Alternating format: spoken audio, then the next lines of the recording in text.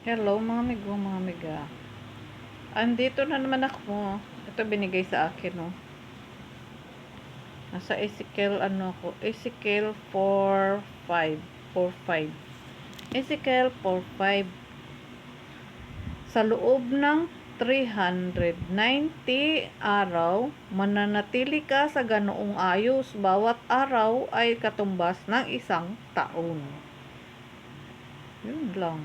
At saan siya, daan dito siya sa ay bawat araw ay katumbas ng isang taon.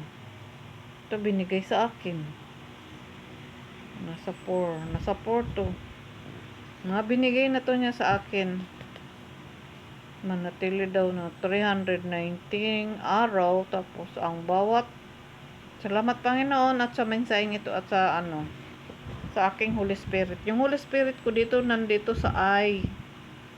Nasa ay siya, Manatili ka sa ganoong ayos bawat araw ay katumbas ng isang taon. Bawat araw, 390.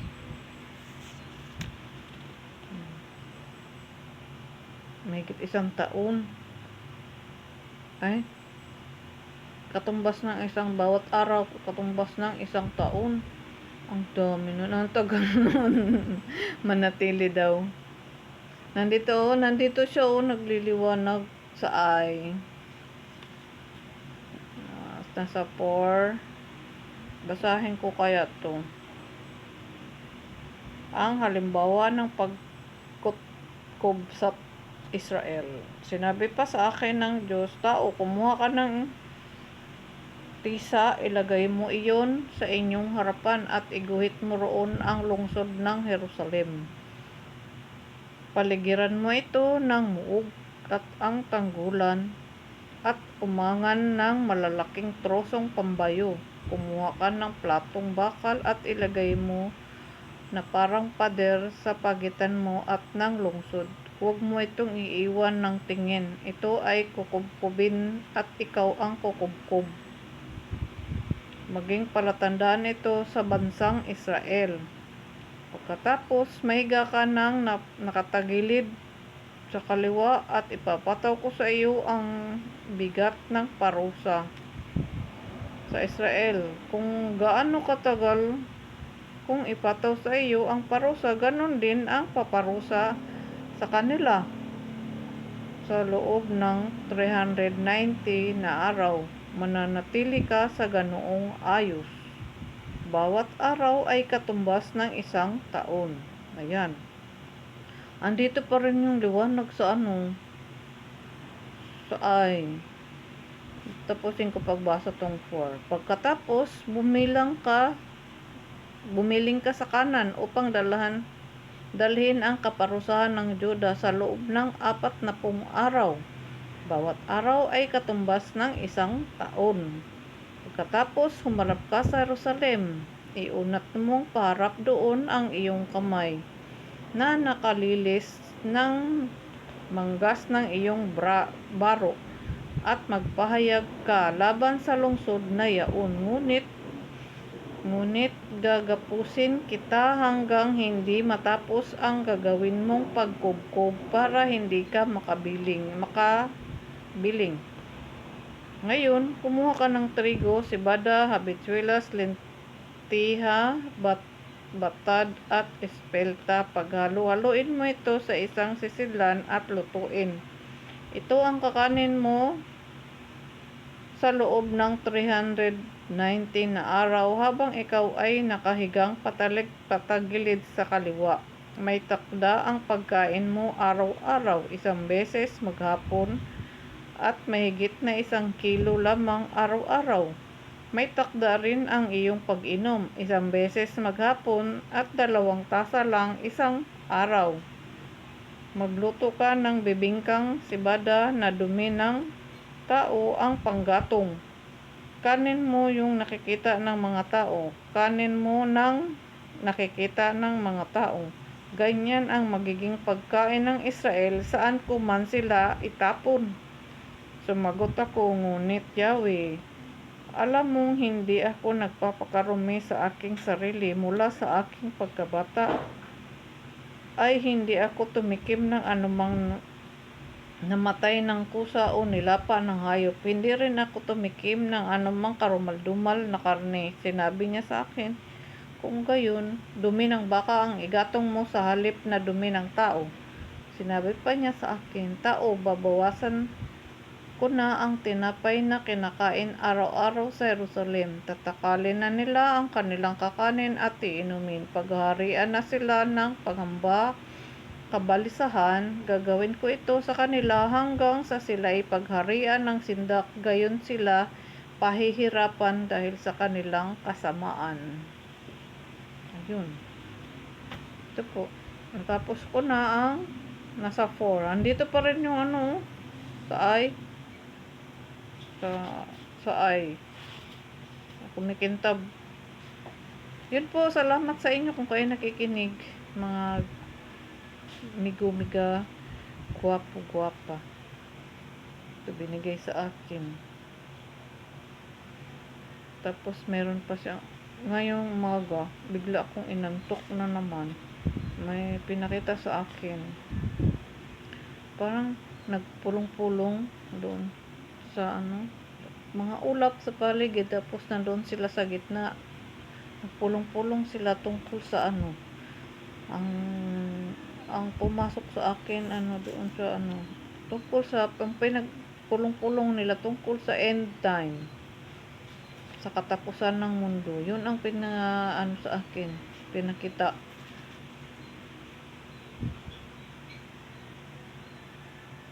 Tungkol sa katapusan.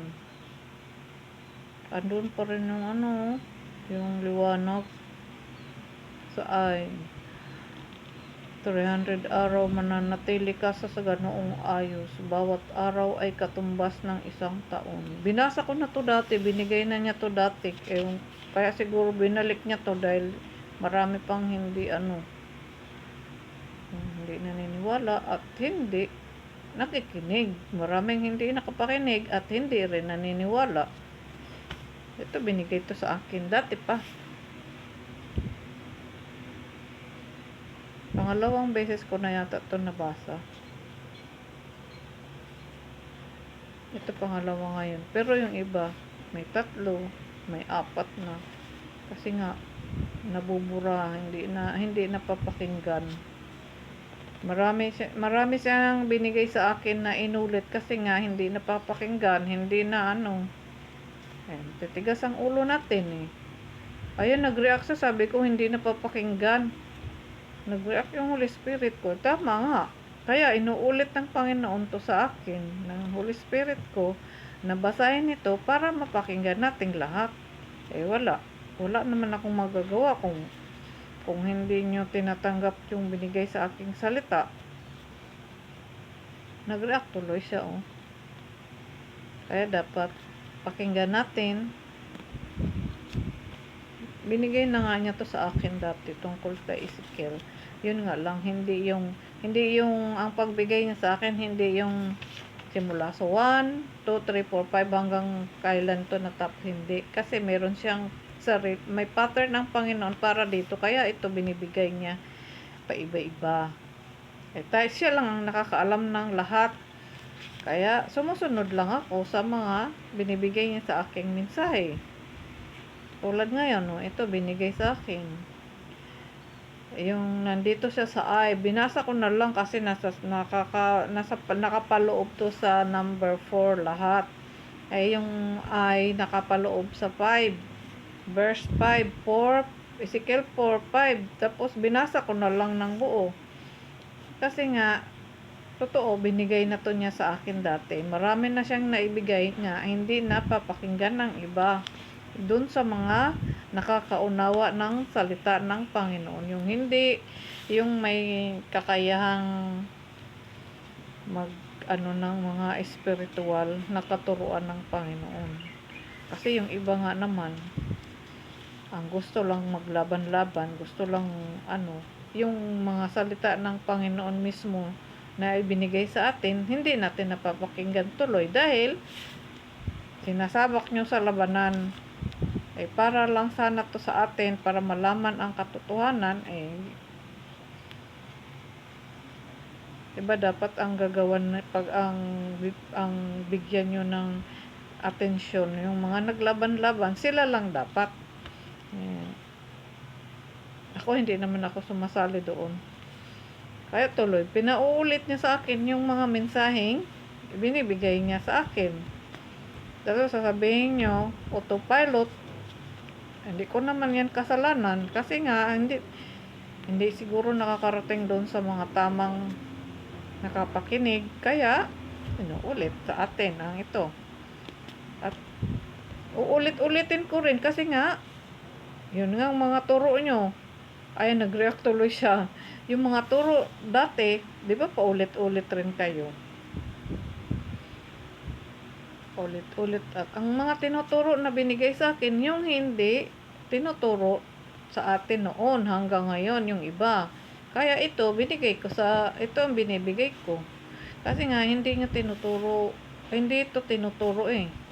Ang tinuturo ng iba, yung gusto ng isip nila, hindi yung kautusan talaga mismo galing sa Panginoon. Kaya ito, sinusunod ko. Sana naunawaan nyo. Kasi, hindi nyo to ipaulit sa akin kung napakinggan nyo na to. Kaya tuloy, pinapaulit niya sa akin ang mga pinaparating niya sa akin dati pa.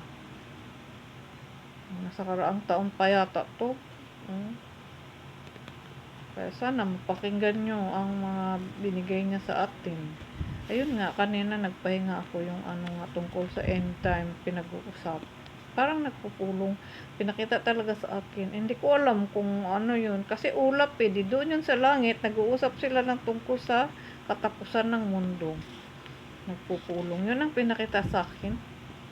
Bigla akong inantok. Mga 9 na yun. 9:20. Mga 9 bago, basta 9 past 9 na yun. 9:20, 9:15, mga ganong oras. Binigay sa akin. Bigla akong inaantok. Yung pala, may pinapakita siya sa akin. Tapos, meron kasi akong napakinggan na kanina, tungkol din sa nandoon sa nandito sa sa 1 Peter 1, saan ba yun? 1 Peter 1:5. Ayun, nag-react yung Holy Spirit ko. Saan ba yun? 1 Peter 1:5. Ay, nandoon yung, pag nung binasa ko, ito yung kahulugan ng binigay sa akin ngayon, yung pinakita sa akin. Ay, kaya pala. Saan na ba yun? Tungkol sa katapusan. Saan ba yun? Ay, Juan pala to. Meron pa siyang binigay. Sorry po, Panginoon. Saan na ba yun? Binasa ko yun Tapos doon, totoo, yun ang binigay niya yun ang kahulugan nung tungkol sa katapusan ng, saan ba yun? 1 Pedro. Ayan, nag-react siya. Asa na sa 5. Sapagkat kayo'y sumasampalataya, iingatan kayo ng kapangyarihan ng Diyos samantalang hinihintay ninyo ang kaligtasang nakalaang ihayag sa katapusan ng mga panahon. Ayun, nag-react ng Holy Spirit ko. Ayun, ito yun. Hinanap ko to, tapos, kasi napakinggan ko, tapos, bigla akong inantok ngayong umaga. Yun nga, mga 9 plus, tapos, yun ang binigay sa aking, pangitain. Nag-uusap sila, tapos, tungkol sa katapusan. Kaya ito, binigay ko sa inyo, at tapos, yung tinuro niya sa akin, yung sa Ezekiel 4:5, tapos, binasa ko yung buong 4. Yun. Tapos nag-react doon. Alam mo, may kasunduan kami ng Holy Spirit ko. Kaya ng Panginoon. Pag may mali akong sinabi, i-comment niya yung bibig ko. anuhin niya yung bibig ko. Pag wala siyang tuloy-tuloy lang. Yun. Pag hindi niya inaano yung bibig ko, kasi isang beses meron akong natuklasan. Inano niya yung bibig ko na wag ako magsalita. Kasi natuklasan ko, yun pala yun. Ibig sabihin, ayaw niya ako magsalita ng ano. Yun na lang ang ginawa kong na pagka may nagawa akong mali o ayaw na niya magsalita ko, yun na yung bibig ko. Para kung mali man yung nasabi ko, alam ko kung patitigilin na niya ako sa pagsasalita. Ayun. Yun ang kaya ito binigay sa akin. Nandito katunayan ng pangitaing binigay sa akin ngayon. Nandito sa 1 Peter 1:5. Kaya ito nandito. Malinaw yung binigay niya sa akin. Tapos yung doon sa yun sa Ezekiel 4:5.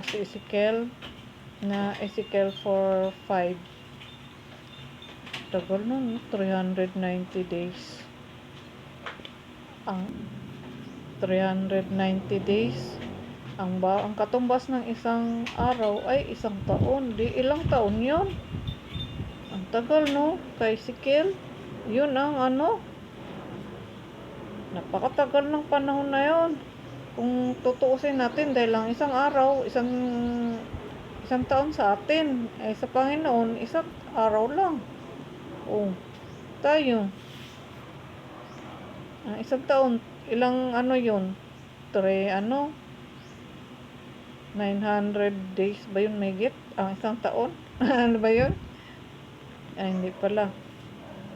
Kasi ang isang taon, 300 lang may git sa atin. Ilan yun? Ang haba-haba ng panahon ng binigay kay Ezekiel, no? Manatiling ganon. Binigay din sa akin ngayon yung 4:5 ng Ezekiel. Yun ang nakasulat doon. Yun ang pinabasa sa akin. Nagulak yung Holy Spirit ko na naman. Basta anuhin niya yung bibig ko, paikumin niya yung bibig ko, ibig sabihin meron na akong maling sinabi. Pag wala, tuloy-tuloy lang ang aking pagsasalita dahil siya naman nag-uutos sa akin ng mga binibigay niya sa akin. Kaya tuloy lang ang aking pagbabasa kung mayroon siyang ipaparating para sa ating lahat. Kaya dapat wag nating harangan dahil ito naman para sa ating lahat. Sa ikaayos nating lahat. Tingnan mo yung mga nakasulat dito. Para naman to sa ating lahat, simula pa noon hanggang ngayon. Tapos ang tinuturo niya, simula pa noon. Ganun pa rin hanggang ngayon. Hindi nagbabago. Ang nagbabago, ang bawat panahon, ang nagbabago dito sa ating mundo, nag-evolve. Pero ang katuruan niya, nandun pa rin. Hindi nagbabago. Yan ang ating tandaan. Dahil ang mga kautusan ng Panginoon hindi nagbabago, tayo lang ang nagbabago. Winaksi pa natin siya, itinakwil pa natin siya, hindi na natin siya minahal. Kung minahal natin siya ng buong puso, nananatili tayo sa Kanya. Para hindi tayo maparusahan, o anumang bansa may gagawin, dapat ipanalangin natin ang lahat para hindi matuloy. Kasi pag natuloy yan, tayong lahat ang maghihirap. Hindi lang ang isa. Kung pang buong bansa ang ibibigay ng kaparusahan ng Panginoon, tayong lahat ang magdurusa. Hindi ang isang tao, hindi lang ako, tayong lahat. Diba? Kaya dapat, toong sinabi ng Panginoon, magpanalanginan tayo para yung mga gustong ibiyaya niya sa atin, makamtan natin. Hindi natin kasi pagka nanalangin tayo, nagkaisa tayong manalangin, ang lalo na sa mga kaguluhan, pag may mga kaguluhan, ipanalangin natin na hindi matuloy sana. Ganyan ang dapat nating gagawin. Pero may kanya-kanya naman tayong budhi, may kanya-kanya tayong gusto. Dapat Kaya gusto niya magkaisa tayong lahat. Dahil hindi naman siya, kaya nga siya, tingnan mo siya. Para magkaisa tayong lahat, sarili niyang buhay para sa atin. Binuwis niyang sarili niyang buhay. Pumayag siya. Dahil nakasulat na talaga yon para tubusin ang ating buhay, ang ating mga kasalanan. Pero tayo, nag-evolve nga naman. Sabi nga, nag-evolve. Pero ang kautusan ng Panginoon, nandun pa rin. Kahit mag-evolve na ang lahat, nag-evolve din yung mga gawaing masasama. Nag-evolve din yung mga, pero ang kautusan nandun pa rin. Hindi nagbabago. Ang nag-evolve lang ang tayong mga tao at yung mga teknolohiya na gamitin dapat sa tama, hindi dapat sa maling paraan, para hindi tayong lahat malason man o maano, kung ano man yung nagawa ng kapwa natin. Sana unawain natin, dahil ito naman para sa ating lahat, hindi para to sa isang tao lang, para sa ating lahat. Paano tayo magkakaisa? Yan ang gusto ng Panginoon, magkaisa tayong lahat, mag-unawaan, magmahalan, magtulungan, mapagpakumbaba, mapagpananampalataya, dahil yan ang kautusan para sa atin. Iba-iba naman ang gusto ng budhi natin. Kaya nga, binigyan niya tayo ng kalayaan.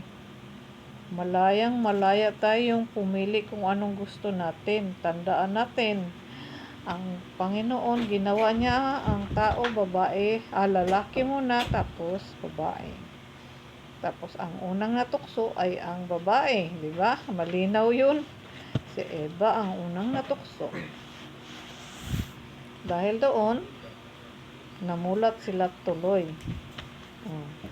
Habang namumulat, nag-evolve din yung pagkamulat ng mga tao hanggang ngayon. Di ba? Nag-evolve tayo.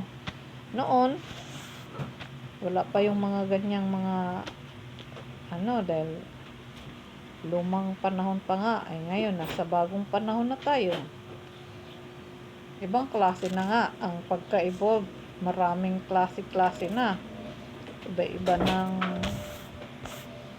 Pero ang Panginoon hindi nagbabago sa atin. Ang pagmamahal niya sa atin hindi nagbabago. Kailanman.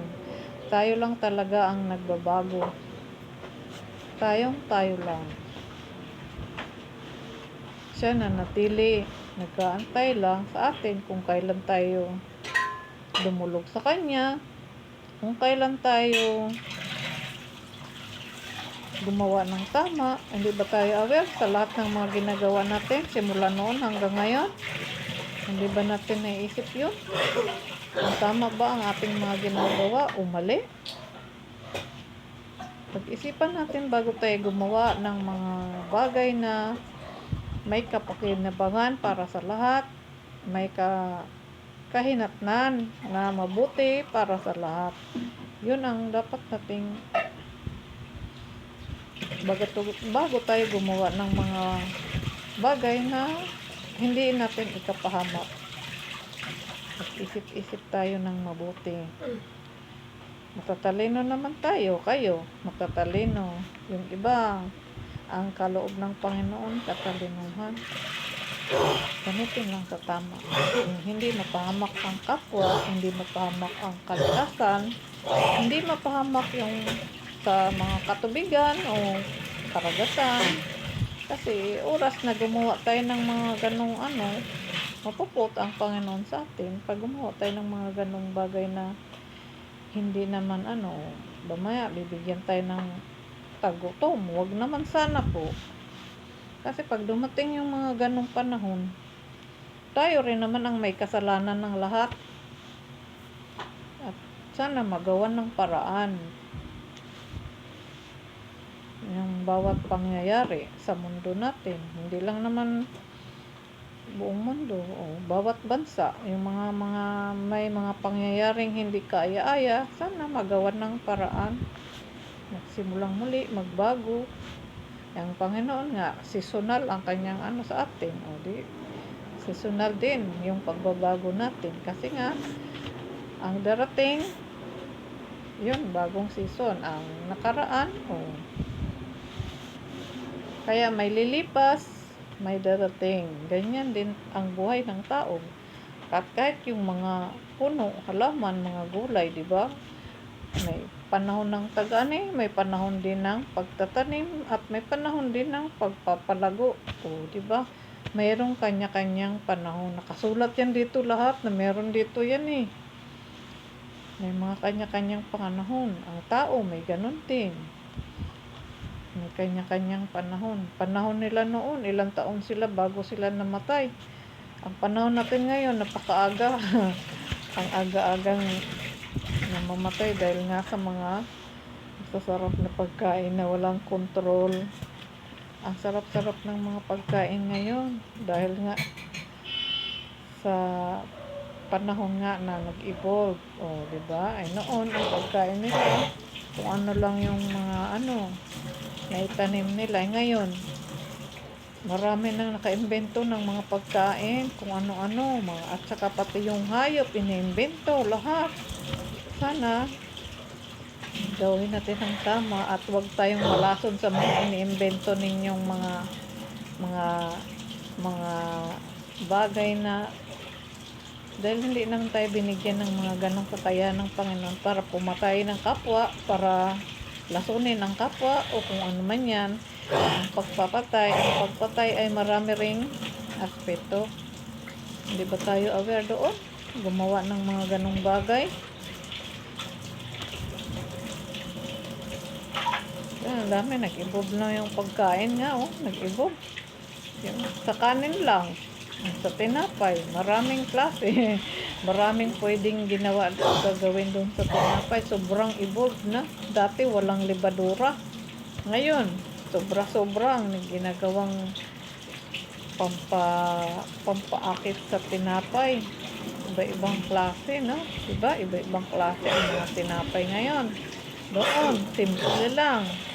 Langis lang, itlog, o kaya tapos yung arena. Ngayon, ang daming palamuti. Pampalin lang, marami. Pero, kaya yung mga tao nga, nasobrahan na sa kahit tayong mga tao, diba? Nag-evolve din. Nagpapa-beauty. Nagpapabata. Hindi ba yung natural na lang na pero wala, gusto niya. Sarili niyo yung budhi. Gusto niyo yun eh. May kanya-kanya talaga tayong gusto.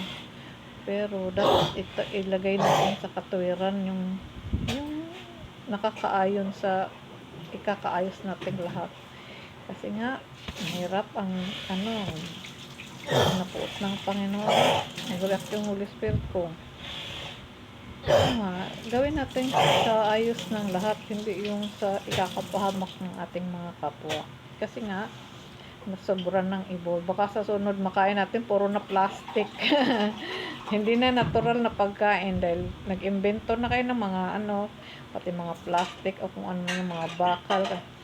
Hindi naman yan ang mga natural na pagkain. Ang natural nating pagkain, yun talagang tinatanim, inaalagaan. Yun ang mga totoong pagkain na binigay sa atin ng Panginoon. At yung pagkain ng spiritual, andito. Yung pananampalataya natin sa Panginoon. Yun ang mga pagkain na spiritual. Pero yung pagkain na natural ng bawat isa sa atin, mga tao, ay yung mga natural na tinanim natin, mga prutas, mga hayop, mga gulay, at kung ano-ano pa. Tapos nag-evolve, yung iba nag-invento. Ikakapamak na ng kapwa yun. Tama ba yung gawin mo, ganon? Hindi ka aware? Pinapatay mo yung kapwa mo. Ang gusto nga ng Panginoon, tayong lahat mabuhay. Punuin ang mundo ng sangkatauhan na nagsasamang may kabutihan sa isa't isa. Masaya. Namumuhay ng masaya. Namumuhay ng may kapayapaan. Walang away-away dahil yan ang gusto niya para sa atin. Pero nag-evolve nga. May kanya-kanya tayong gusto. May kanya-kanya tayong pangarap. Anong pinapangarap mo? Yumaman lang. Maging ariin mo ang mundo. Gusto mo yung ariin mo ang mundo samantalang ang mundo ang nagmamay-ari ang Panginoon lang.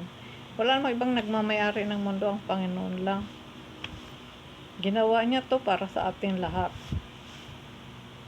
Kaya malaya tayong manirahan sa mundo. Wala, ngayon, iba na. Tumira ka sa syudad. Doon ka tumira sa mga condominium, mga apartment, mga hotel-hotel. Di ba? Kailangan mo magbayad. Dahil nag-evolve na nga. Tapos, pa-card-card na ngayon. Sa sobra ng evolve. Noon, ano yung mga ginagamit natin? Mga palit lang yung hayop sa hayop. Ipalit mo. Yun, barter dyan. Ngayon, iba na. Nasasobrahan na ng evolve ng panahon. Sa tagal-tagal nga naman. Kaya gusto ng Panginoon, kung mag-evolve tayo, itama natin yung hindi kakapahamak sa ating mga kapwa. Dahil yan naman ay, yan, kakabuti nating lahat. Mamaya pakainin na tayo ng plastic o kaya goma. Kasi nga nag-imbento sila. Kung pagtanimin lang natin yung mga tao sa mga bundok o doon kayo mag-evolve ng mga negosyo nyo. Ang dami-dami, ang lawak ng ating kapaligiran, ang lawak-lawak ng mundo. Pero yung mga bundok natin nakatiwangwang, yung mga nandoon sa malalayo, nakatiwangwang. Ang luwag-luwag pa, di ba? Pero nagsiksikan tayo sa syudad. Nagsiksikan tayo dahil nandito nga naman ang lahat. Pero kung tayo kayo doon ng mga business, magpatanim kayo, magpaalaga kayo, kung ano yung mga natural na resources para sa ating lahat. Hindi yung mag-imbento kayo ng goma, plastic, at kung mga lata na nakakalason sa atin. Gusto mo ba yun? Malason tayong lahat. Pag sobra namang dami ng produce niyan, wala na. Kung hindi ma-recycle ng tama, nakatiwangwang, lason tayong lahat, di ba? Kung saan-saan tinatapon. Sa sobra ng daming ginagawa ng mga invento ng mga tao, sa sobra ng dami, tayong lahat ang madadamay. Hindi lang isa. Sana kung yung nag-imbento nun, siya lang ang malason, siya lang ang matigok, damay ang lahat. Dahil nga, nalalason tayong lahat. Pati kapaligiran natin, nalalason. Kalikasan natin, nalalason. Dahil sa tubig. Dahil sa mga imbento na hindi kanais-nais at hindi. Sana naunawaan niyo. Dahil ito naman, nandito sa atin lahat. Biyaya to sa ating lahat. Yung katalinuhan nyo, gamitin nyo na lang sa tama. Huwag nyo gamitin sa ikamamatay ng lahat. Natutuwa ba kayo nun? Tapos kayo na lang matira. Suluhin nyo yung mundo nyo. Hindi naman kayo tutulungan ng Panginoon dahil kasuklam-suklam na yung mga ginagawa nyo. Hindi na tama. Hindi tama ang mga pinaggagawa ng sobrang talino. 'Di ba? Ang dami, ang lawak ng mga kabukiran diyan, mga kabundukan, gumawa kayo doon ng mga nag-react yung Holy Spirit ko. Maraming doon pwedeng gawin. Magtayo kayo ng mga farm. Tingnan mo yung ibang bansa. Nakatuklas sila kung paano sila kumano ng tubig. Yung mga disyerto nila, naging gulayan na, naging kasi nag-evolve nga naman yung isipan nila, di ba? Huwag lang yung mga maling nakakalason sa kapwa dahil mananagot ka sa Panginoon, alam ng Panginoon yung mga ginagawa mong mali. Para lang yumaman ka at lasunin mo yung mga tao, tama ba 'yon? Nag-evolve ka nga. Nag-umunlad nga yung pagka-talino mo. Tapos marami ka namang pinapatay. Mananagot ka dahil sa kasuklam-suklam mong ginagawa sa mundo. Hindi mo lang namamalayan. Sisingilin ka ng Panginoon. Ang Panginoon ang nakakita sa mga maling gawain mo. Kaya pag-isipan natin sa ikatutuwid ng lahat, hindi sa ikakamatay, hindi sa ikalalaso ng lahat. Tandaan mo. Ang dami pang binigay sa aking mensahe ng Panginoon na hindi nyo naririnig. Yung mga nakakaunawa na hindi nakarinig ng salita ng Panginoon. Kaya inuulit niya to. O minsan nga, meron siyang emergency yung kung ano kaya yun. Ang bilis-bilis. Ano kaya yun? Ano kayong gagawin ko? Hihiga ako o ano? Bubuksan ko yung Bible. Kasi meron siyang marami siyang sobrang ang dami niyang reaction sa akin. Hindi ko alam kung ano yung ano, yung pala mga babala rin yung iba. Kaya pinapadala niya tayo ng babala. Sana naniniwala tayong lahat. Kung hindi naman kayo naniniwala, wala akong magagawa. Dahil nga may kanya-kanya tayong budhi. Kung budhi mo para sa kadiliman, ay di doon ka. Ay, kung budhi mo para sa kaliwanagan, ay di sa kaliwanagan tayong lahat. Malinaw naman yun. Dalawa lang yung pagpipilian natin. Tatandaan natin, ang Panginoon hindi nag sa atin ng mga ikakapahamak natin. Ang tinuturo niya para sa ating katwiran. Ayaw nga niya may namamatay sa atin. Gusto niya maligtas. Paano na lang? Ang ayaw naman sa Panginoon, hindi naniniwala. Magbasa ka lang ng ganito, sasabihin, sigurado ka? Galing yan sa Panginoon? Sigurado ka? Ito nga, ginaguide naman ako. Ginaguide naman ako ng Holy Spirit. Kung masama yung ginaguide sa akin, sana napahamak na ako. Ang Panginoon na mismo ang gumawa sa akin ng kapahamakan dahil nagsishare ako ng hindi tama. At sigurado yun. Kasi nga mali ang, halimbawa lang, kung mali yung mga pinapayag ko sa inyo, kayo mismo nakakaalam. Alam nyo rin yun kung tama ba tong sinasabi ko o mali. Kayo pa rin ang tunay na nakakaalam. Ang Panginoon, ginaguide niya ako dito. Yung Holy Spirit ko, dito niya ako dinala. Ito talaga yung purpose ko dati pa. Maghayag. At na-tsempo naman. Hindi lang sa tsempo, talagang binigyan niya ako ng kakayang biniyayaan niya ako. At kaya ito, binibigay kong mga mensahe. Mga propesiya, binigay niya sa akin. Mga pangitain. Una talaga, mga pangitain. Tapos, pag hindi ko naunawaan, tapos, nakikita mo dito, katulad nung kanina, sa 1 Pedro 1, tungkol pala sa pag-uusapan sa katapusan. Hindi, ang linaw, nung pinakita sa akin. Tapos, nandito, tumugma, di ba? Marami talaga siyang mga pinapakita sa akin na tumutugma. Tumutugma talaga. Hindi naman niya ako papakitaan kung ano wala dito rin. Lahat yan meron. Yun nga lang. Kasi nga, hindi naman ako katulad ng nung mga matagal nang nagbabasa ng Bible. Alam na kaagad nila kung saan nila hanapin yun. Akong sinusulat ng Panginoon naman hinahanap na inaano yung damdamin ko, isip ko, para dalhin niya ako doon sa mga mensaheng katugma nung mga binigay niya sa akin. Sa dami na niyang binigay sa akin, napakadami na mga pangitain, yung mga prophecy binibigay niya sa akin. Yung mga binibigay niyang mensahe na prophecy pala yun. Ako hindi ko naman prophecy pala yun. Yung pala, talaga yun. Hindi. Sa akin, hindi. Pero yung mga binibigay niya, mga propesya pala yun. Kasi nga, hindi ako sa mga ganito. Dati talaga.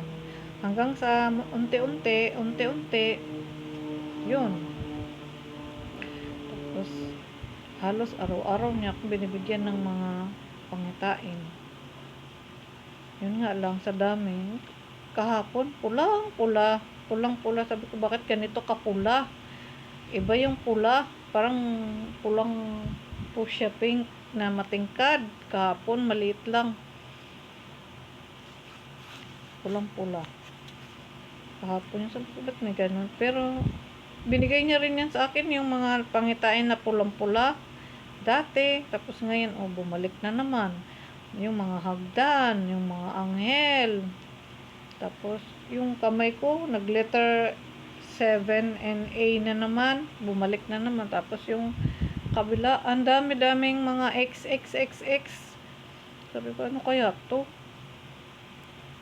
Maraming mga X. Tapos, yung gitna ng infinity ng kamay ko, infinity X. Merong triangle na maliit sa gitna. Doon sa infinity na X, yung isang X triangle, merong mga point sa dulo para maging triangle. Kitang-kita ko, ang dami. Tapos, yung mga line, maraming X. Sabi ko, ano kaya to? Hindi ko naman to maano. Tapos, bawat kamay ko, mayroong triangle. May malaking triangle bukod doon sa infinity X.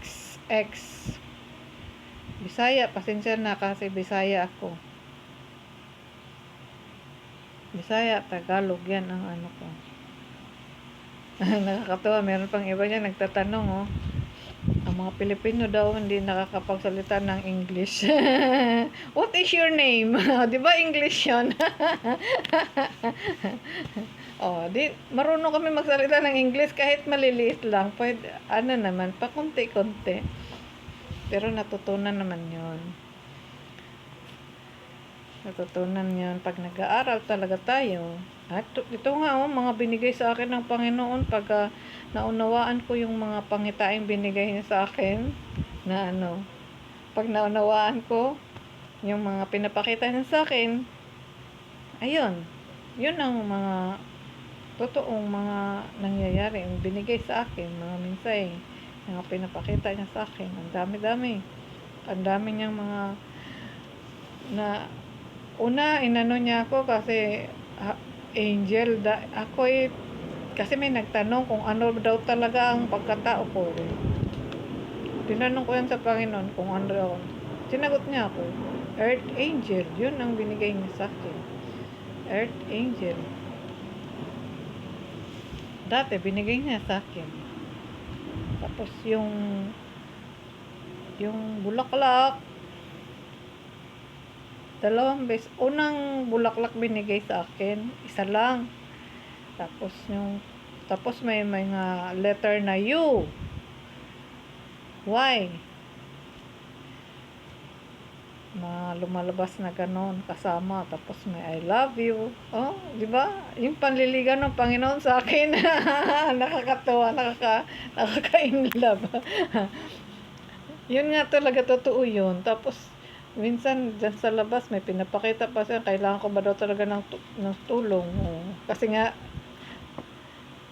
ako, yung sabi nila, housekeeper, house aid. Totoo naman kasi nanay nga naman ako. Nanay ako ng aking 3 anak. Ang anak ko, 2 na lang, nawala yung isa. Yung panganay ko, kinuha na ng Panginoon. Tapos, 2 na lang sila natira. Nung naglalaba ako, tapos may lumitaw doon. Help. Minsan, smiley. Yung gano'n, smiley. Nakakawala ng pagod. Nag-react yung Holy Spirit ko. Totoo talaga yun. Pinapatotoo ko yan lahat kasi yan ay mga nangyayari sa akin noon. Tapos yung mga cup, palagi niya yung binibigay na yung mga cup, yung mayroong cup na puro gold ang lumalabas. Meron namang cup na sobrang may blue. Tapos sobra-sobra na, umaapaw na. Yung iba naman, lang. Ilang beses yun? Hindi ko basta maraming beses niya yung pinapakita sa akin. Yung tunnel, mga kuweba, yun. Tsaka yung mga bituin, mga anghel. Yung mga ahas. Nakita ko mga ahas, ilan lang. Tapos, pinakita niya sa akin, marami-rami na. Dumadami na yung ahas. Sunod, dumami na naman. Nang dumami, umpisa lang, bilang lang yon. Tapos, Yun ang mga pinapakita niya sa akin dati. Marami pang iba, mga words na victory, holy. Yung Biyernes, Friday, holy. Bigay niya sa akin yung holy. Pinadala niya ako ng yung ano doon, yung candle. Tapos yung sako. Sako.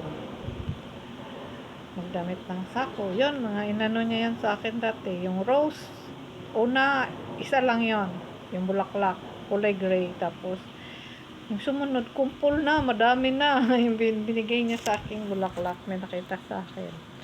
Yung, tapos kasabay nung ano, yung soulmate na pangalan ay ano, ang pangalan ng soulmate ko na binigay niya ano, Sanjay. Sanjay.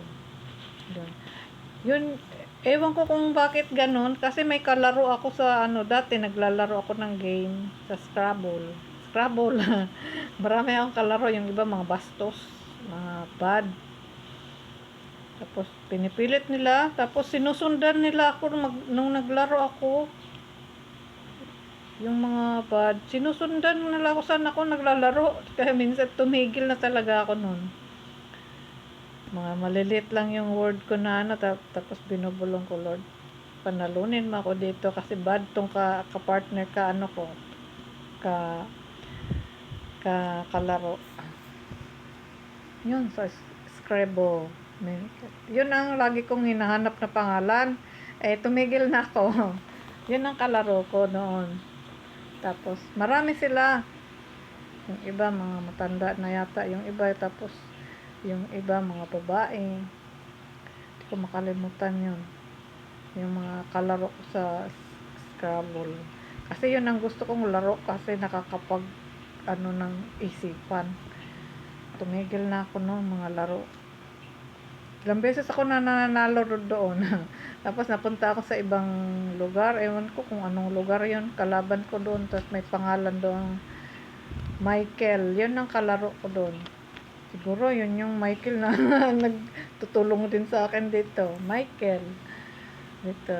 Michael. At saka meron pa. Tapos di ko makalimutan yung ano kasi may nanggugulo nga doon sa laro na yon.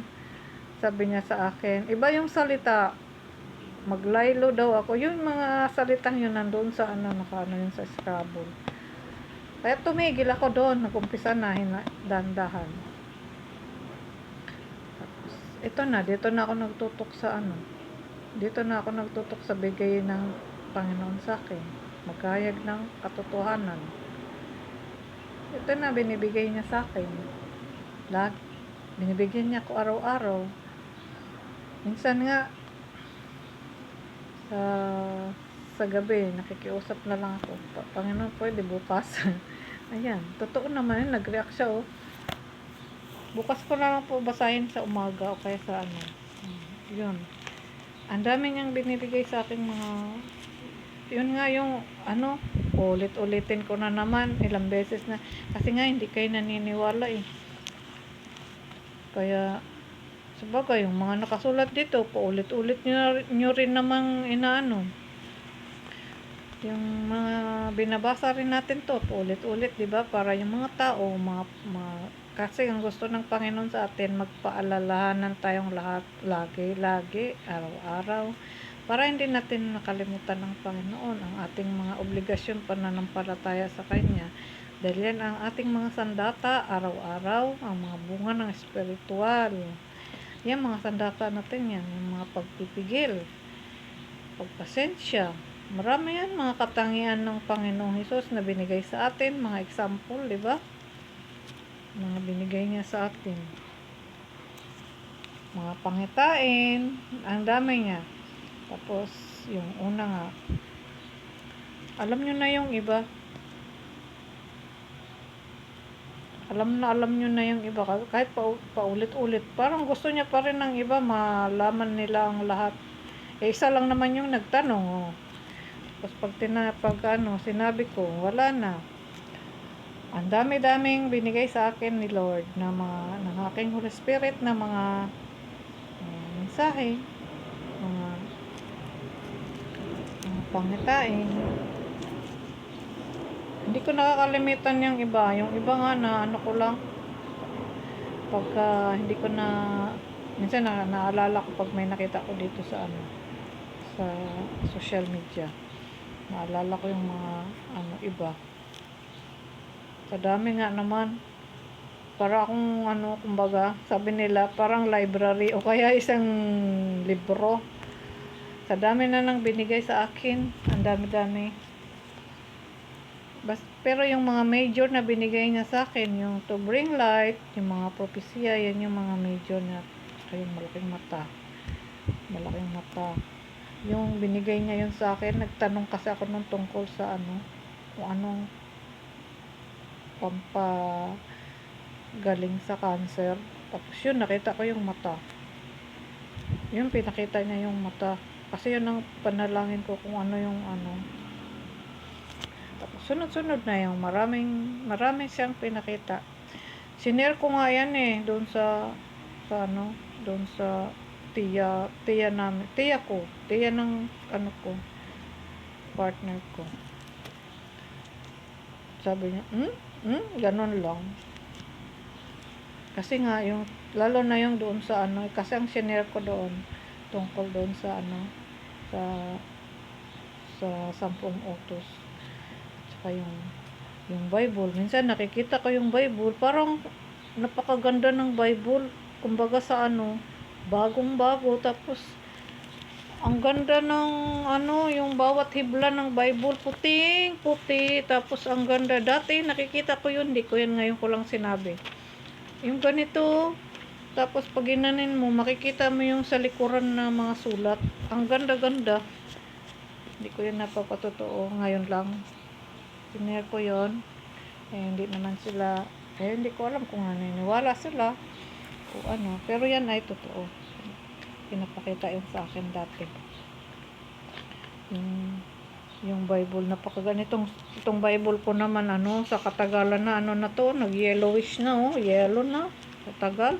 Pero yung pinakita sa akin, ang ganda-ganda. Parang bagong-bago yung Bible, no? Makikita, maninag mo talaga yung mga page sa iba, mga nakasulat sa iba. Kaya ang ganda naman ng ano, na-amaze ako doon nung pinakita doon ganong Bible. Kumbaga, bago sa ano, pinakita yun talaga sa akin. Ang ganda-ganda. Meron pa yan siya pinakita. Dati ang pinakita talaga, pinakauna, galit yung Panginoon dahil yung pinaka-king, galit na galit siya. Kasi nga, bakit daw ang mga tao gustong yumaman? Yun. Galit na. Pinakita niya yun sa akin yung reaction niya nung nagalit siya. Yun ang ano. Tapos, tinext ko yun. Minessage ko yun. Yun ang ano. Pinakita. Una kong ano na may pangitain niya. Tapos, biglang may magpa-flash dito sa cellphone kong mga ano, nakakatakot. Tapos, pag nag-pray ka, nawawala. Nawawala yung pag nag-pray ka. Dati, ang binigay niya sa akin, yung scroll na ano, tapos kasulatan, at saka Bible, at saka yung Holy Spirit, yun, pinakita niya sa akin. Tapos may Bible. Yun, mga pinakita yan sa akin dati. Paminsan-minsan meron din pagka ano, pinapakita niya sa akin. Ngayon, ang pinapakita niya sa akin lagi yung ano, yung mga kinokoronahan, yung kinakasal, yung mga kuweba, daming mga pinapakita sa akin, yung ganun-ganun. At saka yung parang binakyum, maitim siya, tapos binakyum, biglang nagwala, parang siyang nagmagic.